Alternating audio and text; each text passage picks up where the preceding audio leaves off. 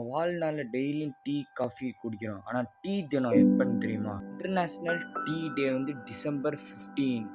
இந்தியால வந்து வருமான வரி எந்த ஆண்டுல வந்துச்சுன்னு தெரியுமா? 1860. தமிழ்நாட்டுல வந்து முதலா தொடங்கப்பட்ட ரயில்வே நிலையம் எங்கன்னு தெரியுமா? ராயாபுரம். குதிரை வந்து ஓடும்போதுக்கு அது வாயினால மூச்சு விட முடியாது. குதிரைனாளுக்கு வந்து 365 டிகிரி வரைக்கும் அதனால பார்க்க முடியும். எல்லா விலங்கு நாளைக்கு தூங்க முடியும். ஆனா ஹார்ஸ் வந்து நின்றபடியே தூங்கும்.